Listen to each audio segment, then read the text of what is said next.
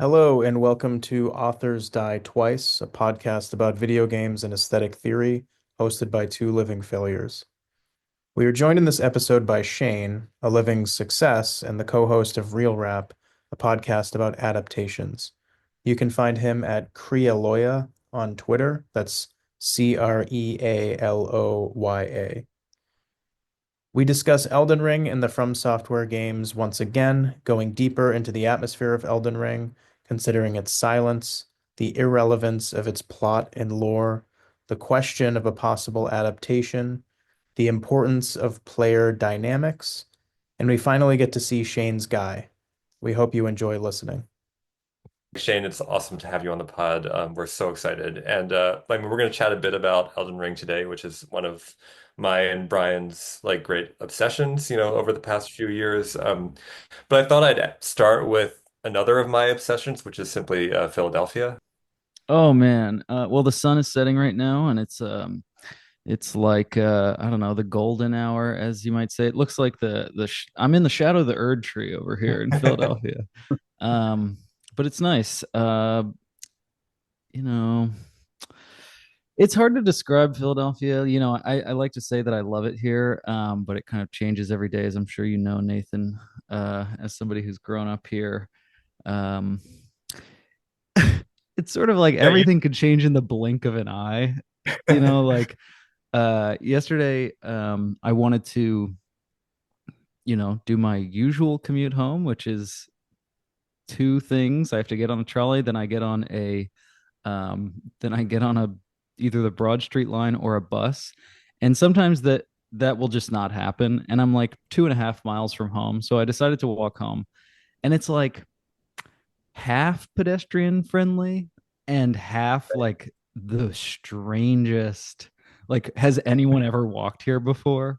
um so there's these moments of like just total beauty, like the sun setting over the city, the skyline, the the buildings reflecting sunlight in an impossible way, and then like the scariest thing you've ever seen. And it's like, and then I get home and it's sweaty. Um, yeah, and then a sinkhole opens in your block, right? yeah, I Pretty actually, classic, right? I used to work in Port Richmond, and if you look at news from Port Richmond, which don't recommend it, it's like a Polish neighborhood that hasn't changed at all in the past like 100 years. And we had on my at my workplace, which had like a blacktop lot in front, there was a hole, and then we were like, oh, that's weird. Like maybe it was always there. And then me and my coworker would just track it, and it was just expanding. And then you'd get, if you looked at the news in Philadelphia, there'd be like down the street, like a 10-foot sinkhole opens up and like takes in like three cars. So we were always waiting for the day. I don't know if you guys are the same, but I always wait for tragedy to strike at the workplace. Just, it's like taking a field trip or something. Absolutely. Yeah, the best and worst of urban living is really like what Philadelphia, it kind of epitomizes the city, I think. I mean, for one, like you said, it's the golden hour, which only happens like one in every 10 days. Like I live, I most of my time, on the West Coast now and or out in the American West, and it's like always the golden hour. Philly, Mm, it's usually like the indiscriminate gray hour, where it's just kind of yeah. like one feels sweaty, but also just like the sky is sweaty, and there's not a tree in sight, Yeah. and sidewalks gray, and the trees are gray, and the Hmm. sky is gray, a kind of oppressive, sort of humid, sweaty gray. Yeah, but then you'll find like a fire hydrant that's like opened, and you'll like be able to get like rainbow mist from the fire hydrant, um, Yeah. And then you'll which turn around the corner and find like a kick-ass cortado or something, and meet some really friendly like neighborhood folks with a cute dog, and exactly. whatever, go sit in a courtyard. So it's a special place. It's a weird ass place too. Did you ever go to Hines Wildlife Preserve? Actually, all the time growing up, my dad's a big bird watcher, so he would Oh, take me and nice. my brother out, for just expedition, just hikes or walks, and he would bring his Yeah. binoculars, would try to teach us about the birds, and I would process none of it and retain none of it. And he still goes like really early in the morning for Really? regular walks, you know. And he goes into like one time I even went and did like a community thing where you like helped clean it. Oh, Uh, cool. yeah. Why do you ask? Well, I got into bird watching last year, and some friends who are good at it showed me around. But I that struck me as a very Souls-like area because it is really rich with life, like bugs and birds. Like you know this, but like bird watching spots are like the most like concentrated areas of like living creatures anywhere. So if you go bird watching, you're in like the whatever the rainforest of your area is, which is why I think it's a great like vacation destination. If you're in like Mexico or something, go bird watching. It's like the most remote and insane place you've ever been. But that place is like it's both like super like it's like you know hyper flora, and then it's like runoff from like the airport, and it's like a swamp, Right. Yeah. and there's like horrible contraptions that like mediate water there that like you're like, is that really the best way to do that? You can't eat the fish there, and people fish there a lot. It's just like both toxic and kind of beautiful.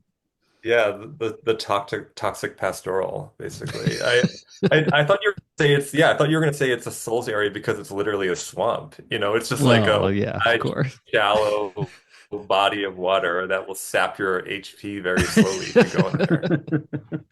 With poor pathing. Yeah. Yeah, who designed, like the pathing in this area? I have no idea where to go next. And someone's It's true, always actually, the paths are kind of hard to follow sometimes, aren't they? Yeah, Yeah, yeah. and there's always somebody wheezing nearby. I was so I put on because I didn't really have time to play today, but I just decided to while I was reading and doing some other work, just put on like it was like a 15-hour playthrough or something, and I just skipped to the middle. And it made me realize because uh I don't know, I get a little impatient with the dialogue sometimes in the game, so it just made me realize like how awful everybody sounds in the game. Like Ooh. everybody just sounds like they're like sickly or something, or have like specifically consumption, like you would have to call Oh man. consumption. Uh, yeah, it's awful, but Yeah, the if you were to just listen to Elden Ring, which I'm sure our collective spouses have, it's like I can't imagine what that's like. Cause I'll like take my headphones out and I'm like, I don't need the music. And there's music constantly. hmm. Yeah, which is a big departure for the series. Like, I don't know, have you played other Souls games, Shane? Because one of the defining features of the series, and one of the things that actually like really drew me towards it was the lack of ambient music and the Yeah, kind of totally. the willingness to be utterly silent. You mentioned that what game were you talking about where it had a lot of silence in a recent episode? Tomb Raider. Tomb Raider, yeah. Which I got the remaster recently and you got me wanting to play it, but that I like movies that are quiet and I like restaurants that are quiet. And I think when I first played Dark, I'll tell you a little bit my history with the Souls world, but Dark Souls 3 was a particularly quiet, sort of like just kind of like sparse feeling game. And that was the first one that I had played.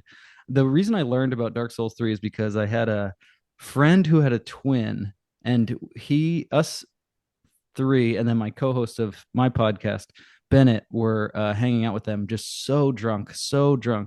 And his twin brother was like blacked out, falling down the stairs, but kept saying like, "I just want to play Dark Souls, man. I just want to play Dark Souls." And we're like, like I didn't know what that meant. I didn't know what that game was. And then I like sat behind him and saw him play it, and I was just like, I don't know what I don't know what this is. And then I went home and I was like, man, this guy was really attached to Dark Souls. Like, I got to try it. So I played Dark Souls 3, no intro, no nothing. And I fought the first boss and I was like, this is just one of those things that is absolutely not for me. Like I can't play this. And then I think like 3 years later, I had an inkling that like it's hard. So I tried playing it again. And then I beat it. And then I played Sekiro. And then I played uh, a little of one. And then I played Elden Ring when it came out. And I beat all those except one, and I never played two, and I never played Demon Souls. And then I bought a PS3 off or a PS4 off Facebook Marketplace so that I could play Bloodborne. But I just got kind of frustrated, and I sold the PlayStation and never played it again. So I'm waiting for the Bloodborne PC port, and I'm following the emulation closely. Yeah, we've all been waiting for 10 years for that, or maybe 5 years. I thought there was going to be an announcement for the 10th anniversary and just nothing, but hope springs eternal.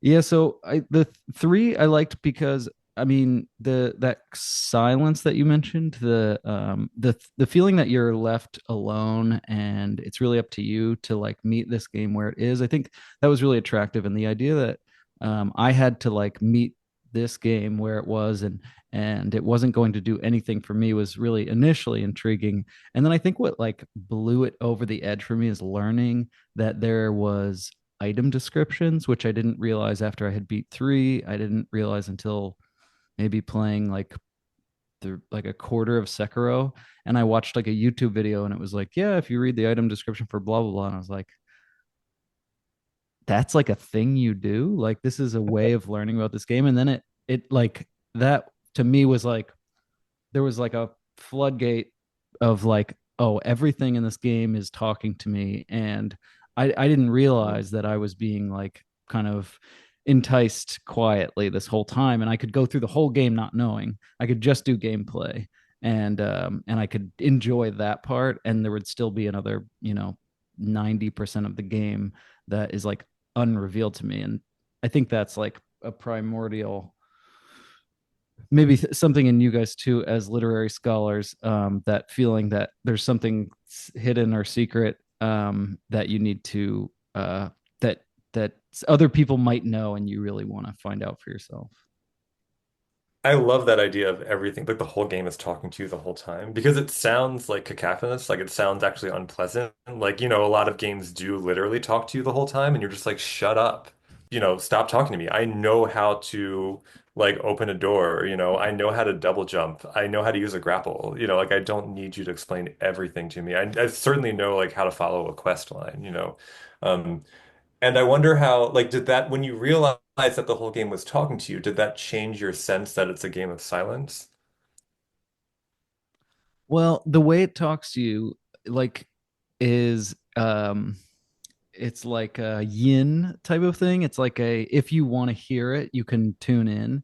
So I never feel it's a cacophonous game if you're tuned in. Like if you go into a dungeon and you realize that there's some type of set, like the set pieces are doing like a some form of storytelling or revealing a history, and you keep paying attention to that, it can be really overwhelming and loud. But you can also just kind of like, and what I've been doing recently with this playthrough is like I don't care at all. I'm not tuning in. I'm just doing gameplay. So like it even though Elden Ring has music, it can be very like a quiet experience because I think, and I don't know if you guys feel this way, but I thought, and I don't have much comparison, but Dark Souls 3 I felt was more um like the set pieces were more had more history in them, where I feel like there's a lot of sparseness in Elden Ring. There's not really much for me to look at in terms of like looking at the walls of a catacomb or um like it seems to happen on a wider expanse, meaning that there's less like density of like information, um with like I don't know, just figuring things out by just looking around.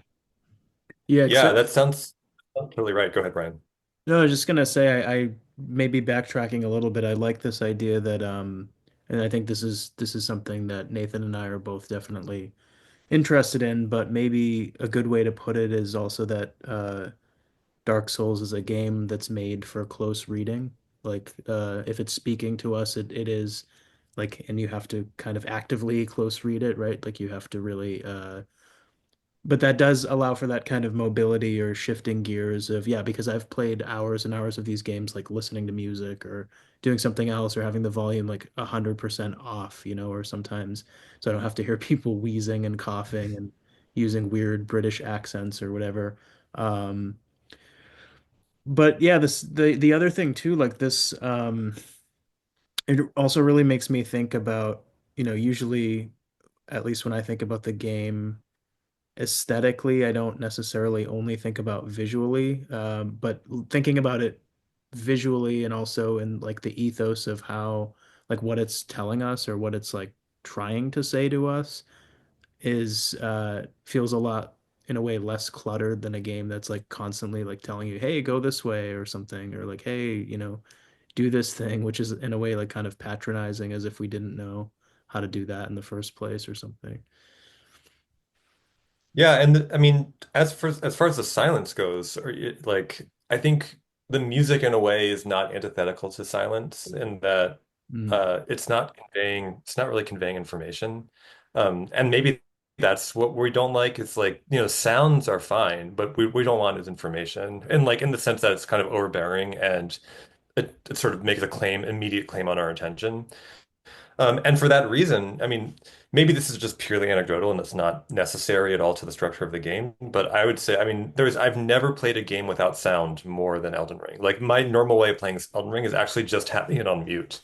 And it's like the game that I know that I can play without my headphones, without sound, and completely be able to like completely follow everything that's happening. Mhm. Like if like I want to like also maintain a conversation while doing it, or like whatever, to like do it in between chores, or just put it on for like 10 minutes, and not go through the whole audio setup thing. And yeah, because any it is a feat of like extraordinary feat of design in my mind, and that like everything is just conveyed from what you can see. Even like where you might go next is based often on sight lines or just like logical progression through spaces rather than like someone telling you like, hey, go over there. Like you should, usually if you rely on where people tell you to go, like you're just gonna go in circles or never find it. Mm. Sometimes because they'll tell you to go somewhere that's not even accessible yet. Like I'm pretty sure they mentioned Mount Gelmir like in like the first act of the game, and if you actually just like listen to the guy who's like, "Oh, these people were with the recusants at Mount Gelmir," you have no context for that. You're like 3 map areas away from that from Mount Gelmir, and you would just go insane trying to figure out what the hell he's talking about.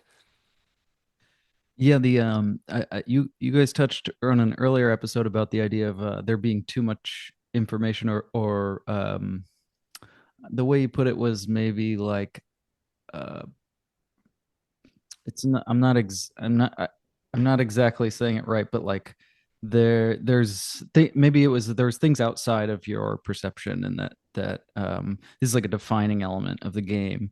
And I think uh what like captures my attention and keeps me looking around is the idea that like even if I watch all the YouTube videos, I'm not going to really understand this world. And I think it's almost like pulling things from the real world, which is the idea that there's no one thing to focus on in real life. There's no one uh, answer to questions, which I think lesser games like, and I keep using God of War as just an example of a bad game. I don't really know what God of War is. I've just seen clips and it looks very insane. It seems really linear, and they have that sort of like dog walking. Items are lit like Wolfenstein does this, where items are like lit up and telling you to go to them. There's really no there are key items, but there are many key items, and there are like many different bosses, and there's like a key storyline. But I think even if you were to follow that storyline, you would find yourself trailing off in different directions. And this idea that there's an expanse, or like when a work of art says like uh I'm not here to like tell you one thing. It might be up to you to like meet me halfway. I think that's like that's like how you engage me personally. And this game constantly does that. Like with what you said, it would be impossible to know what Mount Gelmir is at that time. And it would even be impossible to remember that somebody said that hours and hours ago. But now you're having this sort of like, wait, why would you say this then? And if you're trying to consider the artist on the other side, like why would they? And it's almost as if he's just like spreading you out, or like releasing you from this idea that you really have to like grip the narrative or like have a handle on how things go, and you get to be dazzled by like, why is this specific merchant dressed like a snowman or like Santa Claus? You get to just have that be um your private experience of like unknown, and but you can trust that it's not random and that there is maybe some item he has that will have a description that says like, oh, the only reason he only has this is because of some crazy thing. But also you look at that Santa costume and it's like, well, I guess, like if Santa wasn't around, you could just be wearing white and red in a very Santa way and it would just be like, yeah, that's kind of a cool outfit. um Yeah, it's true. Like, does the Elden Ring lore either imply or actually preclude the existence of Santa Claus? But I actually I have a couple more like follow-up thoughts because one, this is a momentous day. You've caught me on a huge day for me, and that this is the first time in my 500 plus hours of Elden Ring that I've killed that merchant. I just mercilessly slaughtered him. In my playthrough because I decided I was tired. It's a playthrough that I've been doing with Brian where we're playing multiplayer, and so I'm trying to just like be brutally efficient about it, and I'm tired of like warping around to the different merchants, because to buy your stuff, yeah. and you can get their bell bearing if you kill them. And so today I had half an hour to like play a little Elden Ring, to prep, and I was like, what can I do in half an hour? Here's what I can do. I can go across the entire map and kill every nomadic merchant that I've found so that next time I play with Brian, I can just go to the Round Table Hold and buy all the stuff that I need from the one-stop Wow. shop. That's And I that's did have the thought of amazing. like, so I was just like this, basically merchant like serial killer who would just roll up. They don't attack you. They're not aggressive. I would backstab each of them. They would cry out in pain, and then I would, stun lock them and kill them. Mhm. And I had a second thought. Oh, well, the second thought was just, your point about intentionality, I think feels so right. And that is again like one of the beautiful things about these games is that there's a sense of like intentionality and significance to even the smallest details, but they're not overbearing and they don't, again, I want to say like they don't make a claim on your attention. Like it's like intentionality without attention or something, where you just simply another game or a lesser game would say, hey, this is significant. Like, it's actually important for you to pay attention to this. Like, please pay attention to this thing that we put into this game, please, And these games just do not care about that. And so you're allowed to kind of luxuriate in significance while only like actually paying attention to the things that you care about, or even just like paying attention to your build and the next enemy in front of you, which is how I tend to play Elden Ring. Yeah, and I think, I mean, yeah, I like this idea too that I think this is something that Nathan and I have definitely talked about, and Shane, that you just mentioned about this kind of like the game feels, even though, and this is something I'm really interested in, even though there's all this lore that if you wanted to, I mean, it is like the guy from Game of Thrones had a hand in writing the lore, right? So like don't forget about that, right? Like that's the Mhm. sort of thing we're dealing with. However, the game does feel, and maybe yeah, I'm thinking more now about like the silence that the game already has. Like the music is just this kind of cycling, like ambient, violin kind of loop or whatever. Um, so there's that. That's already kind of silent in a way. It doesn't really mean anything or tell us anything, and it's kind of in the background or feels like it's like receding all the time or something. But then even literally turning it off and having it on mute makes it feel really incidental. Like it feels like you know,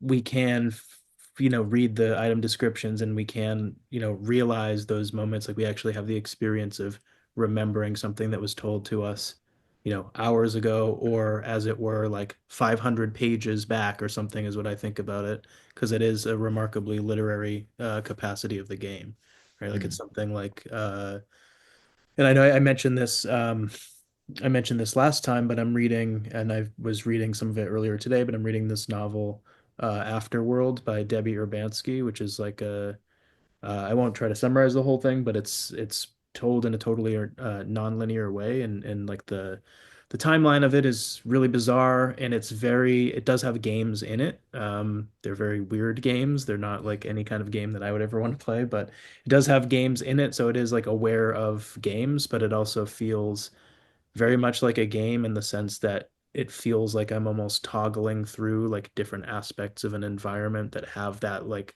piece of information, but that piece of information is not ever really explained, and it only makes sense once I've gone through all the pieces of information and can kind of like recall ones that I got earlier or something.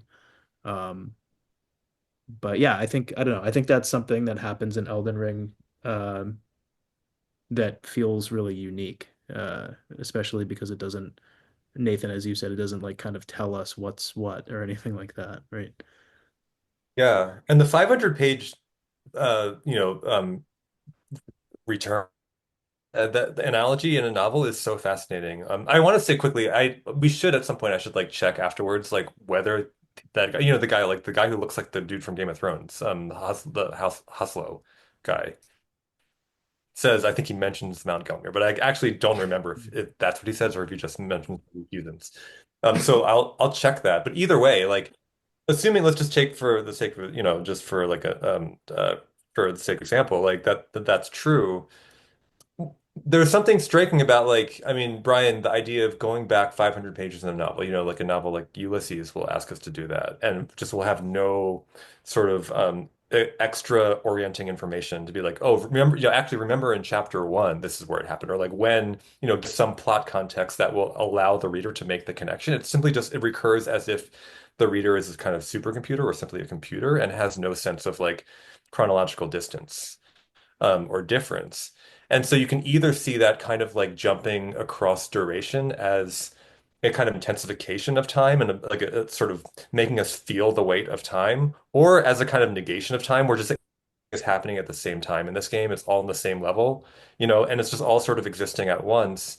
Um, Even on the level of the music, like I was struck, like ambient music is kind of, right, isn't it sort of like dechronologized music? Like it has no melody, it has no order or progression really. It's sort of a static environmental Yeah, it's potentially state. endless.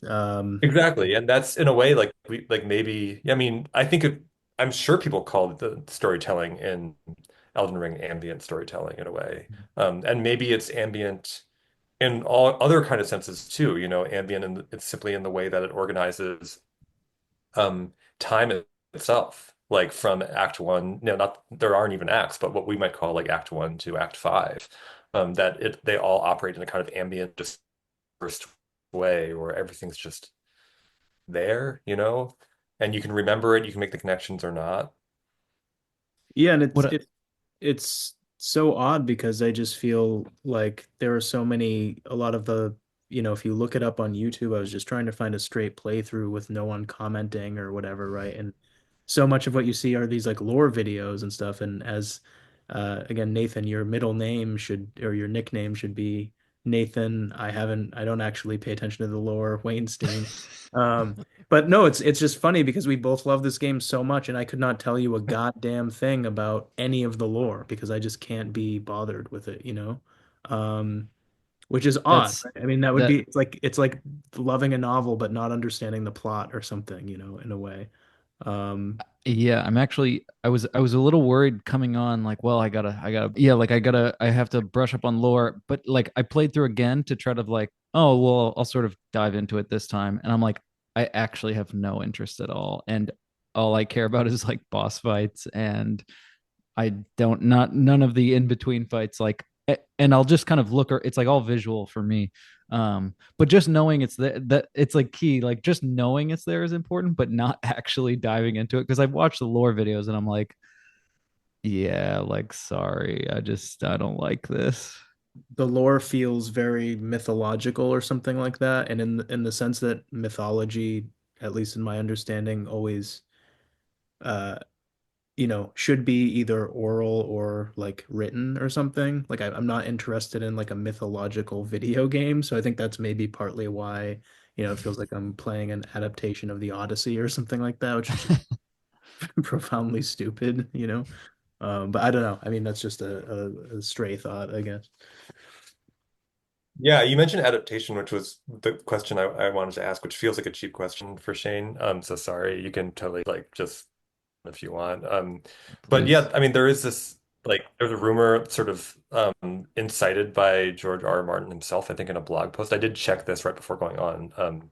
I think like a year ago, he said like, or maybe when Shadow of the Erd Tree came out, he was like, and by the way, strongly hinted that there's a TV series or film based on Elden Ring in the works.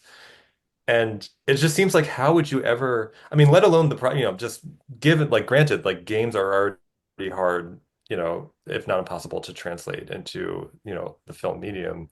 What would you do for a game like Elden Ring where it's this kind of ambient, recessive, non-linear or dechronologized way of telling a story? I mean, for Shane, especially if you have any thoughts on that or want to just ridicule the whole idea, I don't know. Yeah, you know, on Real Rap we talk about adaptations all the time, and we see how they get mishandled and handled well. And you can either like, well, it's usually the opposite. Like a video game tries to replicate what a movie did, or a movie tries to capture what a book did. Very rarely is a book trying to capture what a movie did, unless you get the movie to book adaptations, which is like such a terrifying thought. Um, so I like the idea of a movie, which is typically the crown jewel of like public experience, and what everyone takes as gospel. Like in terms of remains of the day, people care about the movie more than they do the Mhm. book. Um, so I would like, you know, I guess I like the idea of trying it, but you know that it's going to be bad. And I guess, George R. R. Martin has like made a career for himself in being successful at that in some way and translating it to a TV show. I've never watched the TV show. I think that all the experiences that would be desirable to an executive who is making a profitable TV show in a movie is totally opposite to what the game does. And the only satisfying, the only satisfying adaptation of a Souls game would have to be like I watch like a medieval soldier struggle with his armor for a while, and he kind of like ambles and he has bizarre interactions and he never fights a boss. And maybe the ending is he gets to a boss and we don't see it. Because like you're never gonna like just don't touch that. Please don't touch that. Like I like that in the game. Just show me frustrating things about like interactions and stuff. And then maybe some of the like color commentary from the people. Because it's like that's um the like boss fights are exciting in a game because I'm engaged the whole time. But if you're, I don't know, if you were watching me play, like I think cinematically the most interesting things to focus on in the game are all of these, like having no path, being able to go many directions, having no purpose. Yeah, the Like ambient parts, right? I mean, just exactly, precisely. Yeah. exactly. And I think the most like something cinematic about the game, and you don't know it, is like when you're leading up to a boss fight and you don't know that you're actually going into a boss fight. You don't know that you've been led into this world, and you start looking around like, oh my god, like the next Elden Lord. How convenient. This is wonderful. I've been looking for you. But you don't like you're not sure until then that you're in the right place. So you end up having this sort of like Zen like passage through like a castle, and you're like, maybe I'm going somewhere, maybe I'm not, but you know, this is fun. Um, and but like ambient music sometimes does, there's like you catch the melody every now and then. There's like a 20-minute version of Wichita Lineman by this band called the Dick Slessig Combo, which is mostly just slide guitar, but then uh you'll get the Wichita Lineman is still on the line like every 7 minutes, which I think is like finding a boss fight. Like they create like a cinematic experience or like a pathed experience without you really participating in it or knowing that it's going to happen. I don't know how that all applies. No, that seems so right to me. I just love the idea that the most faithful cinematic version of Elden Ring would be like a movie filled with silence and vast spaces and kind Yeah. of difficult, like a solitary figure walking very slowly through vast Mhm. spaces. Yeah, if we're gonna take the most emotionally difficult points of the game, it's being frustrated with your build, feeling like you're left behind. Like, did I not? Should I be? should I be messing with some other, like, should I use faith? Is faith important? Which it's funny to say that to yourself. Is faith important? Um, but like having these frustrating experiences are that colors like a lot of the first playthrough for me is not being sure, am I going the right way? Should I have done it a little differently? Did I do this correctly? You also captured something so true about the experience of these games that I'd never articulated to myself, which is that there's this way. When we talked at the end, our enigma of the week last week was like the kind of the sort of relationship between contingency and necessity, and that's I actually think that's really at play here. You know, you're so right that a foundational experience of these games is to think, I have no idea if this is the right place to go. And that happens all the time, right? In other games, it might even have that. But in Elden Ring, what's amazing, or in Dark Souls, is that sometimes you'll have that feeling right up until the moment you go, oh my God, this actually is the right place to go. And it feels like sometimes like the right path is just like this weird basement door in this massive world where there are fields and mountains and rivers. And yet the one thing you were supposed to do was to go through that stupid little door, at the bottom of a ruin, and that leads to an entire new area. And Mm, it feels like the ultimate random sort of transition or like non-motivated or contingent, right? Like transition that is actually moving you along the main path. mhm, And it would be weird to like, I mean, I don't know film very well, but like, is there a way to recreate that in a medium where everything is basically necessary because you're in a linear, it's a linear mhm, medium more or less. mhm, And you can't create the sense of, wherever a film goes, even if it's contingently organized on the level of plot, isn't necessary on the level of form, or would seem at least to have necessity of some kind of level of form. mhm, Um, so that would be that. I mean, that's an interesting question. Yeah, and that feels like something that takes like an immense amount of scripting too, just to kind of go off of that a bit, right? Like the to have all these hidden things and to have it be so easy to not know. I mean, you just necessarily don't know where you're going ever in the game, unless you look it up or whatever. Uh, on the other side of that is, this whole whatever, whoever the team of developers or something who like carefully put all this stuff together to make that so, right? I wonder, I Yeah. mean, 'cause the equivalent maybe would be, not some like tricky film with a bunch of hidden plot lines or something like that, but maybe Shane, like you were saying, like a film that feels super contingent. I mean, the vulgar term would maybe be like a slice of life, right? Or something.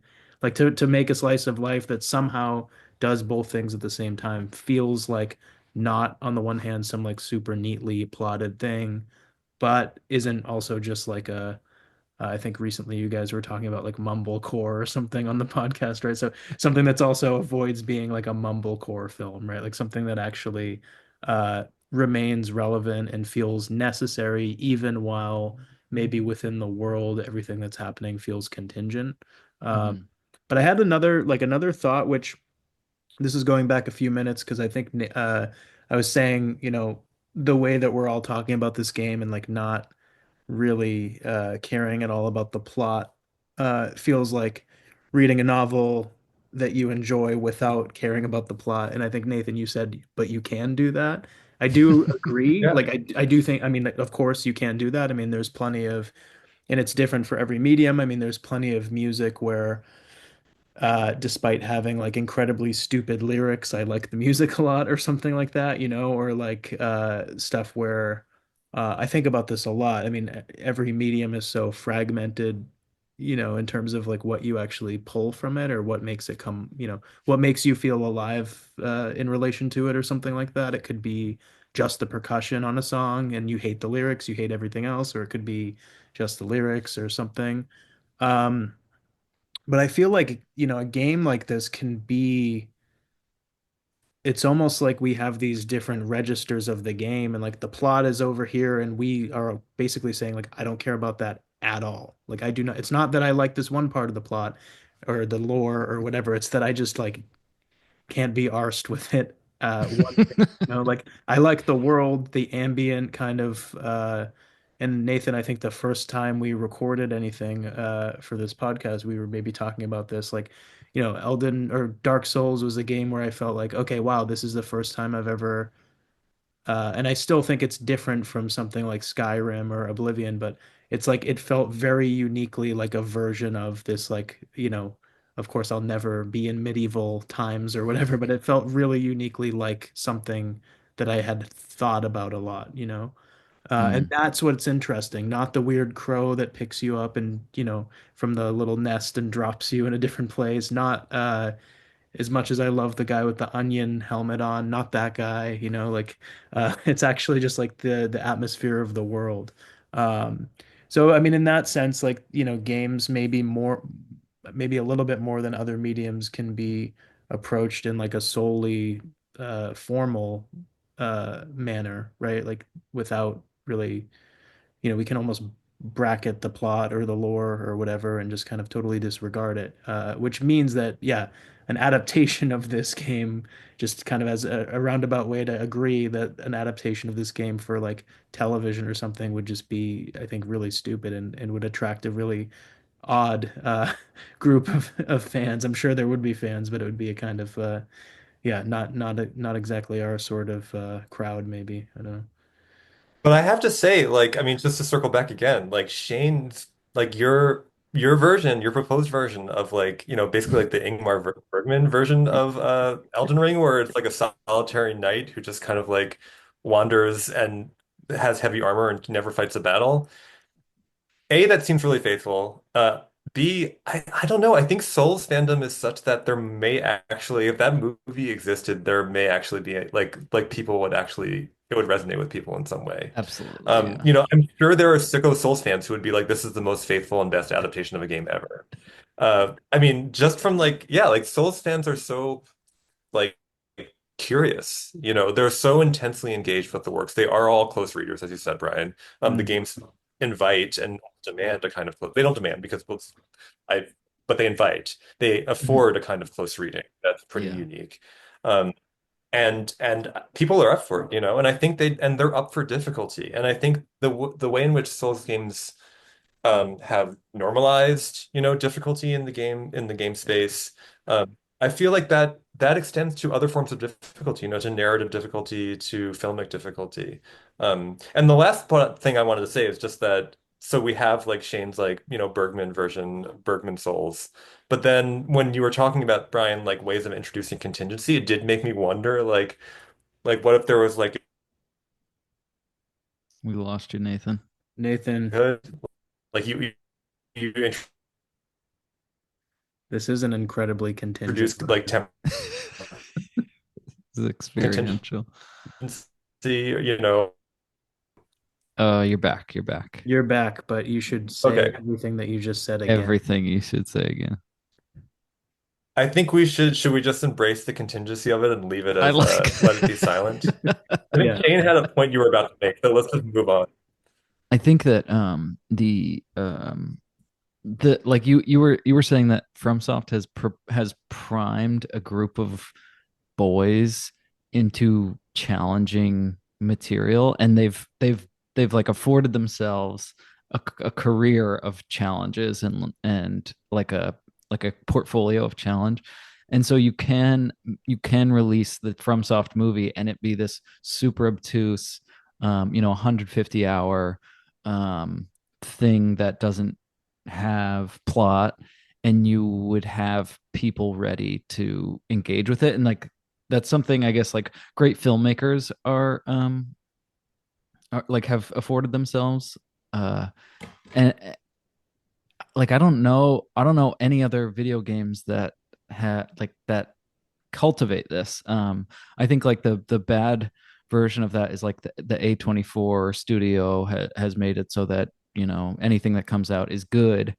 But you don't really need to work to enjoy something like that. But FromSoft requires hours and hours of hard work and close attention. And even if it doesn't pay off, like um, I think some of Elden Ring is not great, and I think a lot of it is very ugly. And some of it gives me very bad feelings.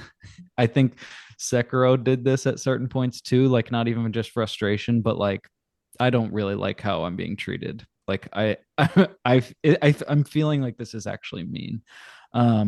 Like that like I don't know, like you could have these feelings of like I'm being abused. They don't value my time. I've put all this stuff into it. Like you can make a movie that is like so casts off its audience so immediately, and puts them through like a bad time, basically. Um, and now I'm thinking of like of times when I wanted to mention this, and I don't know if you guys have felt this, but um, the feeling that you're three quarters to like five eighths of the way through the game and you're kind of gonna win and you know you are, but you're like kind of resentful at this point, but you feel as though like this is when the game became very real for me. Elden Ring became like a personal challenge was when I like could tell the game was telling me over and over, you and so many people like you are going to fail, and I could give a shit about you. Like all the bosses are saying this at a certain point. They're like you're a slob, like you're not an Elden Lord. And I'm like, so am an Elden Lord. This is so stupid.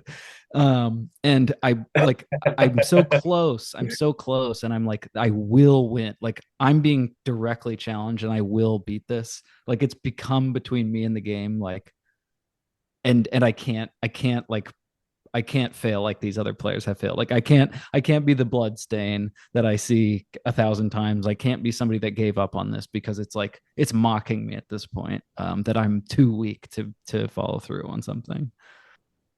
I was just gonna say I have a quick thought about just to maybe go back to the film adaptation example because of course someone like Bela Tarr comes to mind or whatever, right? With like a how long movie, like over 10 hours or something like that, right?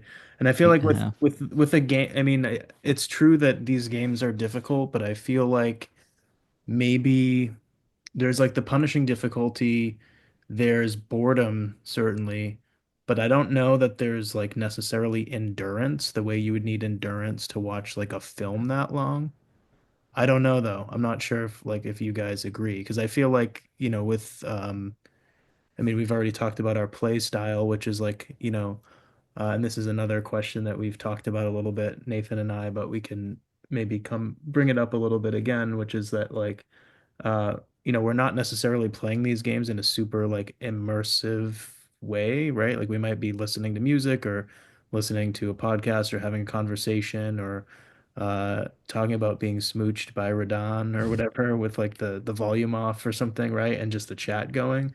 Um, and so there is like, there is this sense that I could just get up and walk away from the game, right? Like unlike, I'm not gonna watch a 10-hour film and pause it every 5 minutes or whatever, but I could conceivably do this in the game as long as I'm, near a safe zone or something like that.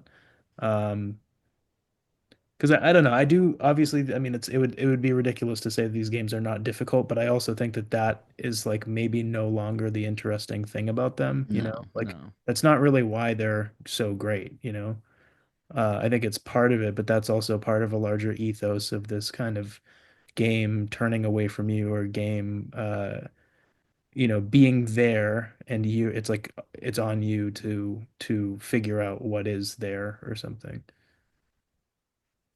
I don't think these games are very hard, and I think initially they're hard, and then you learn the language of them, and like picking up Elden Ring this time, I found it very like simple because I knew for difficult boss fights, I'm summoning my two twins. For fights in between that are hard, I don't care enough to fight them, and I know how to progress. And so I'm just like I'm at a point now where it's just very efficient, and I'm only fighting a difficult boss fight if I absolutely want to, and it's like maybe fun or like I want to go through the experience of like, okay, I'll learn the moves and then I'll perfect this and then I'll kill this guy. um but but you can make it very easy, I think, on yourself, like if you know the language.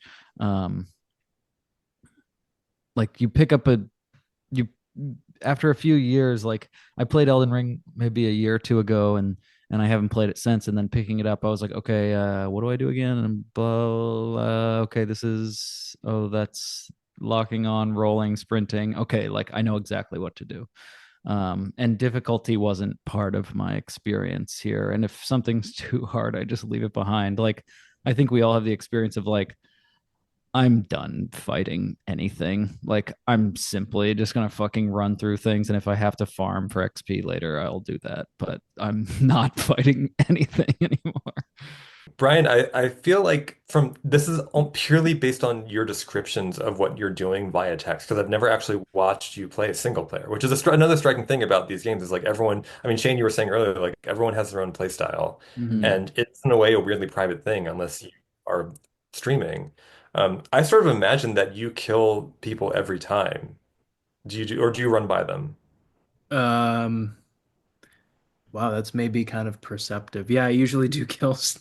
I usually do like engage most enemies, I guess. I mean, this because this is like I mean, we should maybe talk about what kind of psychology that betrays for me, I guess. But one thing before I lose the thought is that maybe an interesting thing about Elden Ring, like I do think it's like a in certain ways an easier game, like combat wise, than Dark Souls in certain ways, like uh except for the bosses.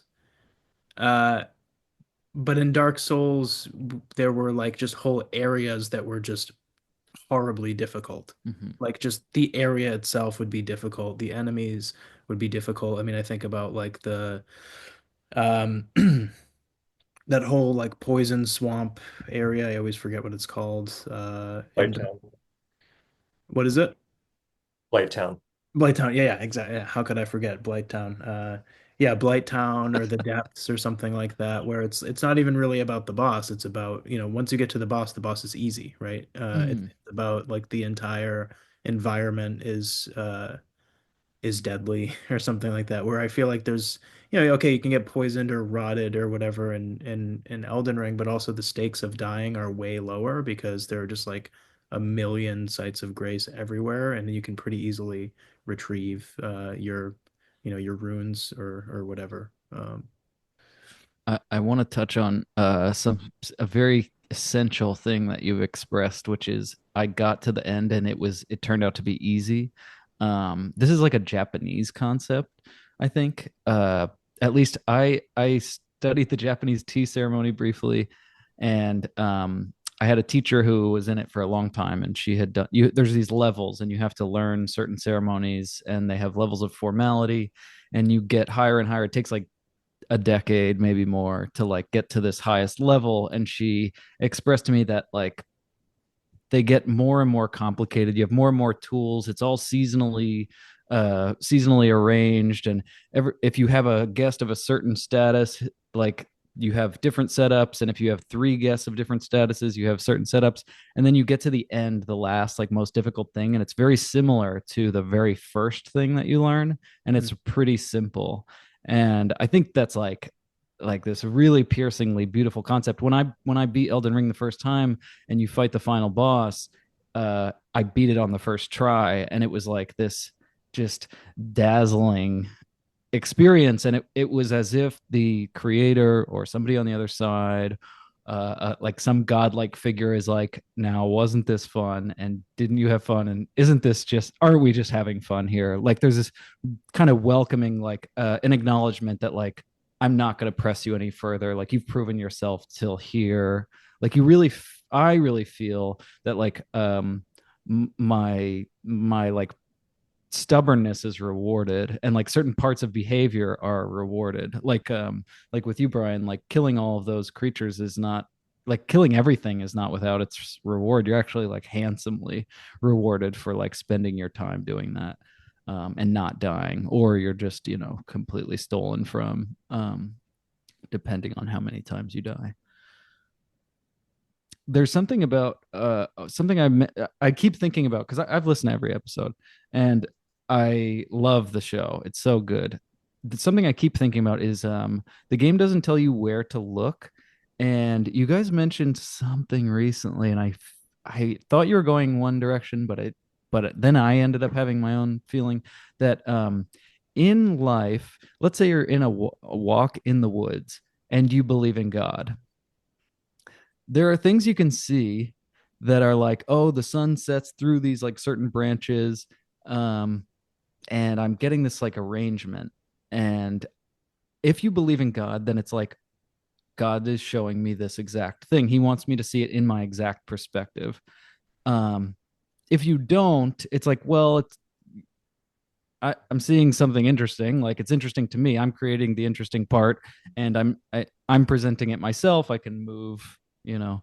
But I think people who believe in God have an advantage in that like they get to see the their experience as a work of art that's presented to them. And I think the game does the same thing in that like I'm not so sure I'm supposed to be looking at the Erd tree through this like triangular rock formation, but I am seeing it. And you have to think like, did the creator like uh did they mean to do this? Am I having an intended experience?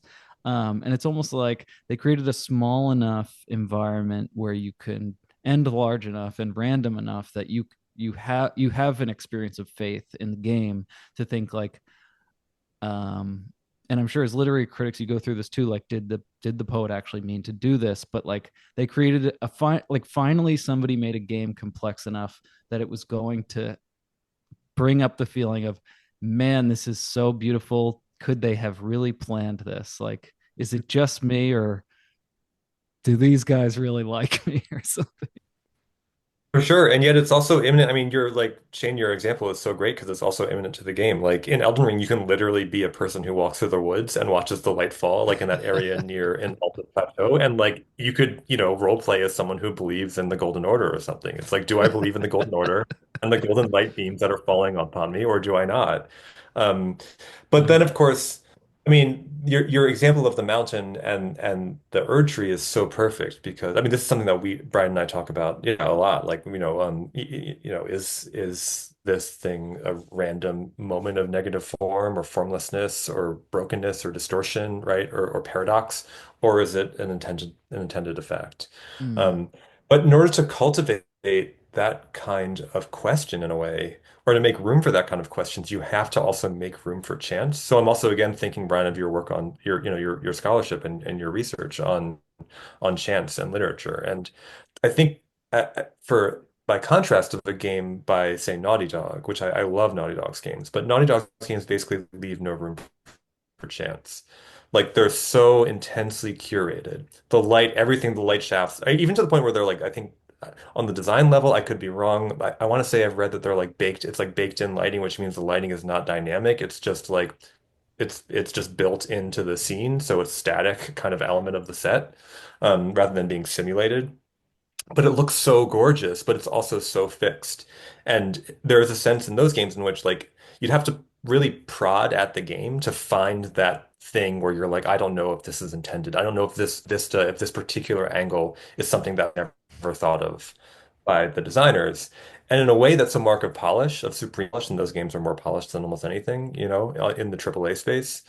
But at the same time, like you want that kind of looseness that especially a game like Elden Ring allows, where it's just spatially you can there's so many directions you can go. There's so much room for just happenstance, even environmental happenstance.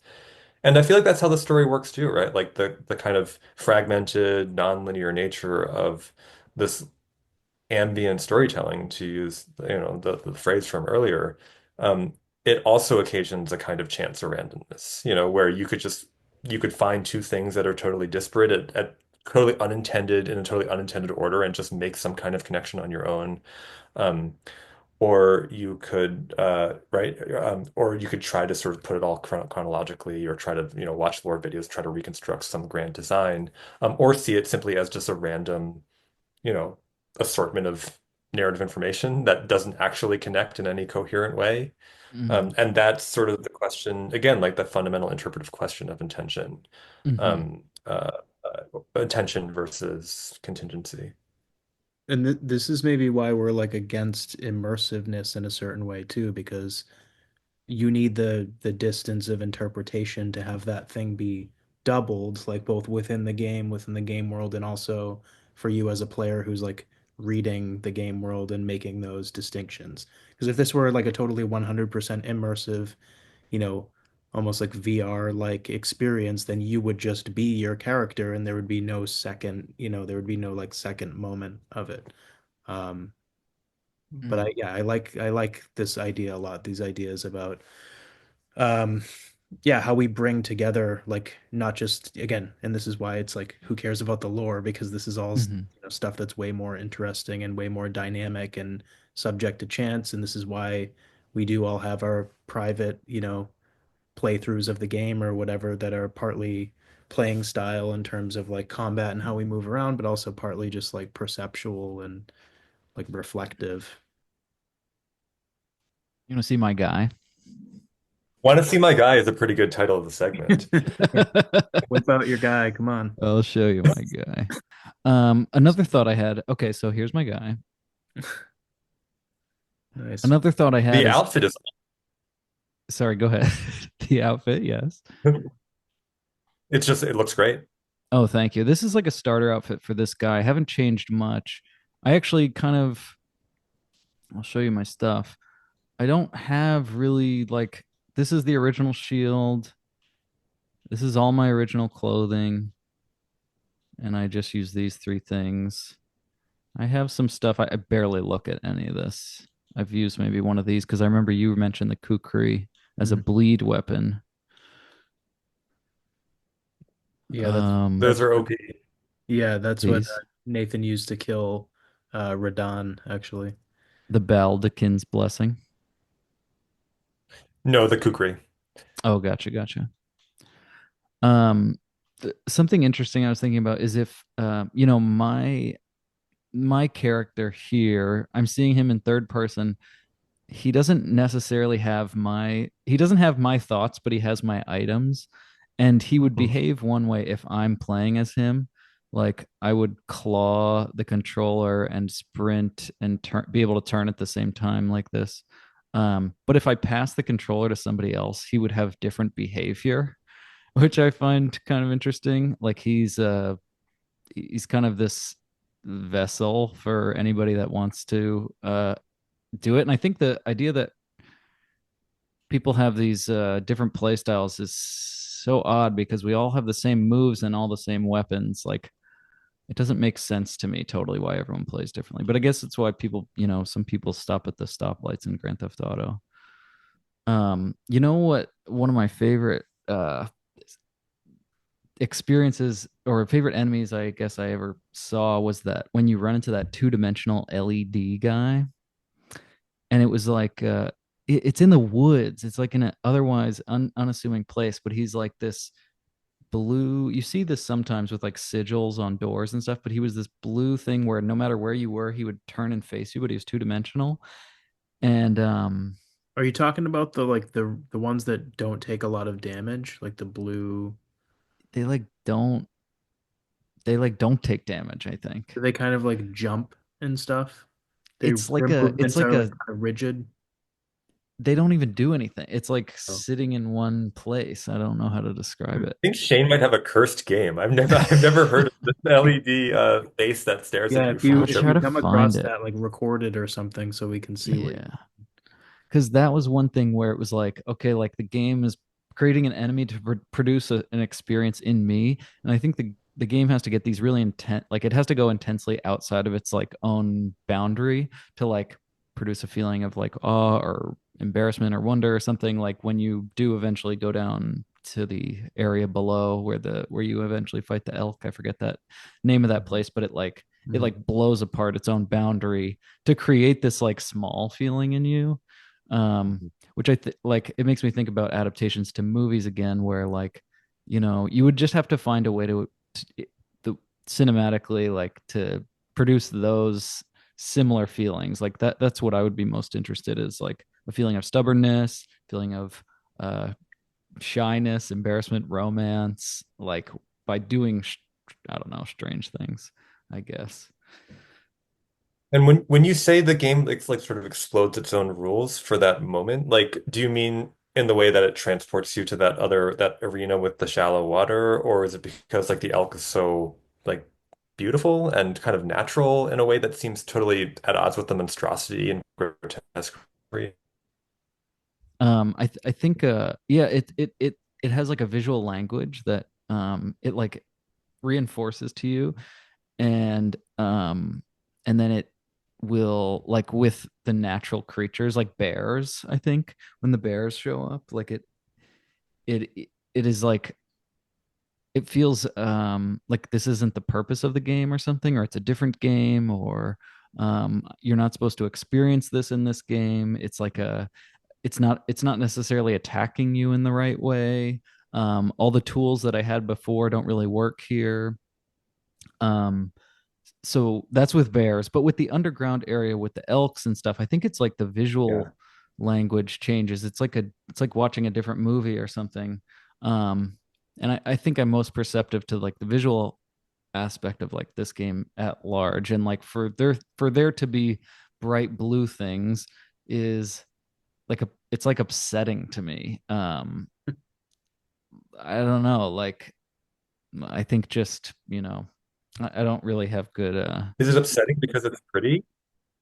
yeah, yeah. I think it feels, because I think a lot of the game's muddied and the colors aren't very good in the game. And when I get this like crystalline effect, um, I don't really know what to do with it. I don't really know how it fits in. I don't know what, like my calculus of beauty was different, and now it's like I don't know how to match these two golden and brown worlds and this like blue world. And I think that the division between them is too great. Like I don't feel like they belong in the same game.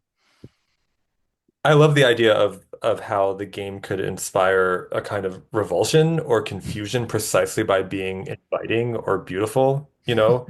It reminds me of, yeah, like what if you walked, there's a kind of sort of show-stopping moment in actually in the DLC where you find that golden sort of peaceful golden village with the tiny Erd tree.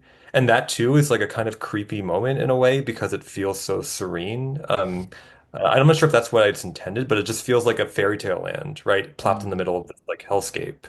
Um, and I'm also thinking of the character, the NPC Fia, who but so backtrack, I was thinking like, well, what's another way that Elden Ring could evoke that kind of like revulsion or like terror or confusion? And it would be if like a character instead of turning their back to you or instead of being neutral and non-responsive or whatever, or leaving it all up to you, if they came over and like hugged you and kissed you or something. Which then again, I mean, Radon, because that's what Radon does in our headcanon. But there's also the NPC in the Round Table Hold, Fia, who will give you a hug. And I remember I played the game on release, and there was so many tweets or whatever, or Reddit posts about Fia, and just like, I think maybe partly just because it seems so unusual in a FromSoft game for like a character to hug you. And then we all found out, I remember learning in real time, like when she gives you that blessing, it actually takes away part of your health. Mhm. And then I feel like there was a collective like on the one hand a collective like, oh my God, we've been like whatever, we've been betrayed by this character. On the other hand, maybe a sense of like, okay, sanity is restored. Like when she was hugging us, she was actually giving us a disease. And that seems totally like it tracks for the Souls series. Oh my God. So what you'd want is to really mess you up is to have a character who's just hugging you to hug you, you know, is Mm. not trying to poison your mind or break your will or whatever else. That scene really just breaks my heart to see my character get hugged. Like, listen, it's like I don't know, like a Navy SEAL getting hugged. It's like I don't really do that type of thing, or like this guy's not really used to that. You're gonna have to be, pretty deliberate with him. He can kind of be touchy. He usually kills people like you. But like the way they embrace and how you see your character kind of go soft for a moment, it's such a profound like, I don't know. Like the I think that's an aspect of beauty that the visual language of the game kind of like alludes to all the time, like romance, having a wife, Mm. being embraced, but never really gives you. And then, it's kind of early in the game they like hand you this sort of, aspect of romance, which is really touching. Yeah, I mean, yeah, not only in the visual language, which is maybe what makes certain parts that otherwise would be just like beautiful, pretty jarring, but there's just like this kind of sometimes menacing, if not just totally indifferent austerity to the game where it's just like it's so severe about everything. And even when, I mean, you never usually really get to just enjoy like a beautiful place too, because even like some of the nicest looking places, you have to, there's still going to be some, at least a minor enemy that's going to come attack you or whatever. Hmm. Like you don't really get to have any fun there. You have to always be like, on the lookout or something like that. Um, but yeah, I like the idea that there or Shane, your attention to like kind of the almost like dialectics of how the different areas just like can be so totally incongruous and yet they are like incongruous within like the world of the game. It's not just like, oh, this place is ugly. It's like, no, this place looks exactly how it's supposed to look because all these weird, centipede looking guys who shoot those little things at you live here. So of course it's gonna look, awful or something. Um, I mean, yeah, I think there's a lot more we could definitely go on, but I might need to call it pretty soon. So I don't know if Yeah, there's that's fine with me. yeah, so we just want to thank Shane for coming on and helping us work through some of these excellent ideas about Elden Ring. And I think we can confidently say that we hope to see you back on the podcast in the near future talking about another game as well. So thank you. Absolutely. And with another installment of Take a Look at My Guy. No, thank you guys. I love your podcasts. Like I said, I'm a bit of a super fan, so it's a real celebrity don't meet your heroes type of moment for me right now.